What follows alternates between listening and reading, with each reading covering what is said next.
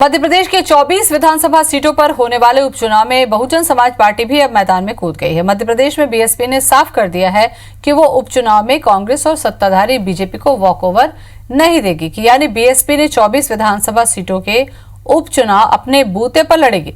इसके लिए अभी से बीएसपी ने अपने सियासी गोटियां फिट करनी शुरू कर दी है।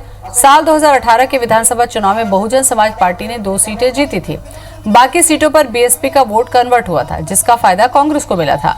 कांग्रेस को उम्मीद है कि आज भी उसे फायदा मिलेगा। बीएसपी ने 2018 के चुनाव के बाद कांग्रेस को बाहर से समर्थन देकर राज्य में कमलनाथ सरकार बनवाने में मदद की थी। कांग्रेस को उम्मीद है कि आज भी उसे फायदा मिलेगा। उधर बीजेपी का कहना है कि उससे कांग्रेस को ही नुकसान होगा, बीजेपी को नहीं, लेकिन जानकारों का कहना है कि कांग्रेस को इसका नुकसान ज्यादा उठाना पड़ेगा। 2018 के चुनाव में भी बहुजन समाज पार्टी, समाजवादी पार्टी और सपाक्स ने चुनाव लड़ा था। बावजूद इसके मध्य प्रदेश में और ग्वालियर चंबल संभाग में बदलाव की लहर थी। शिवराज सिंह को हटाना था और कांग्रेस को मैंडेट दिया था। आने वाले चुनाव में फिर कांग्रेस विजयी होगी और कांग्रेस की सरकार बनेगी। दलित समाज में संदेश है कि उनकी आवाज भारतीय जनता पार्टी ही उठा सकती है। बहुजन समाजवाद पार्टी तो अवसरवादिता का प्रतीक है।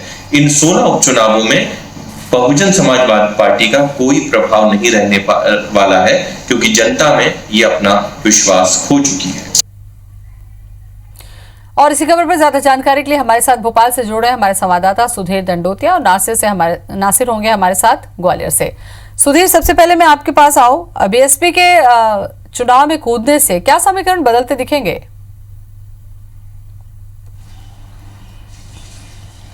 देखिए, बिल्कुल कांग्रेस या बीजेपी दोनों के समीकरण गड़बड़ाएंगे बहुजन समाज पार्टी के चुनाव लड़ने से, क्योंकि जिस क्षेत्र में चुनाव होने हैं उनमें 16 सीटें ग्वालियर चंबल अंचल की आती है, जहां पर बहुजन समाज पार्टी का अच्छा खासा प्रभाव है। क्योंकि अगर बात की जाए तो मध्य प्रदेश के अंदर 2 बहुजन समाज पार्टी की अभी सीटें हैं, उनमें से एक इसी अंचल से आती है। संजीव कुशवाहा जो कि विधायक दल के नेता भी है बहुजन समाज पार्टी के, वो भिंड से प्रतिनिधित्व करते हैं। लिहाजा अगर बात करें तो मुरैना, भिंड और ग्वालियर ये वो जगह है जहां पर बहुजन समाज पार्टी का प्रभाव पिछले 25 साल से लगातार देखने को मिला है। और जब भी बहुजन समाज पार्टी मध्य प्रदेश के अंदर विधानसभा में अगर विधायक पहुंचाने में कामयाब रही है, तो इसी क्षेत्र के जो मतदाता थे उन्होंने ही वहां पर बहुजन समाज पार्टी के ऊपर भरोसा जताया।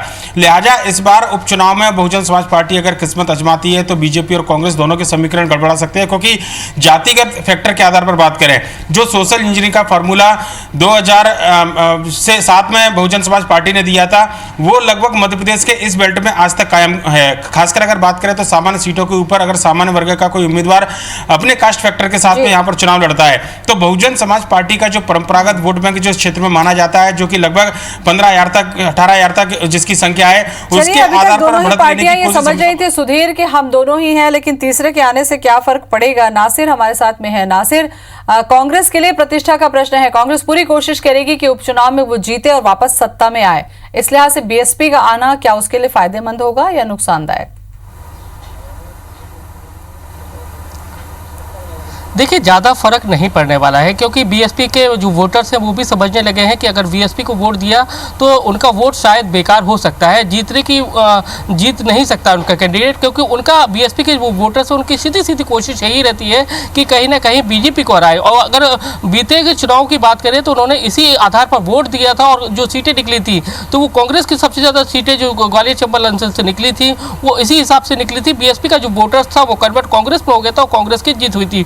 भिंड की एक जो सीट थी भिंड से निकली थी बीएसपी की, वो जातिगत आधार पर निकली थी, वहां पर सवर्ण वोट है और जो बीएसपी का वोटर्स है वो एक हो गया था इसलिए। लेकिन अगर पूरा देखा जाए तो 16 विधानसभा सीटों पर चंबल में चुनाव होना है और 16 सीटों पर से 12 सीटें ऐसी हैं जहां पर कहीं ना कहीं बीएसपी के विधायक भी रहे, तो कई सारा इफेक्ट रहेगा। लेकिन उतना जितना इफेक्ट लेके सोच रही है कि बीजेपी के कांग्रेस को नुकसान होगा, शायद उतना नुकसान नहीं हो पाएगा, क्योंकि बीएसपी का वोटर्स जरूर है, लेकिन बीएसपी का वोटर्स है अब वो बहुत समझ गया है, वो समझता है कि अपनी वोट की ताकत और किसको वोट देंगे। चलिए, सभी आज का समझ चुके हैं वोट में कितनी ताकत है, क्योंकि जिस तरीके से मध्य प्रदेश में सियासत बदली और सत्ताधारी पार्टी बदलकर दूसरी पार्टी का आना हुआ, ऐसे में वोट की ताकत अब सभी समझते हैं। बहुत बहुत शुक्रिया सुधीर आपका भी और नासिर आपका भी।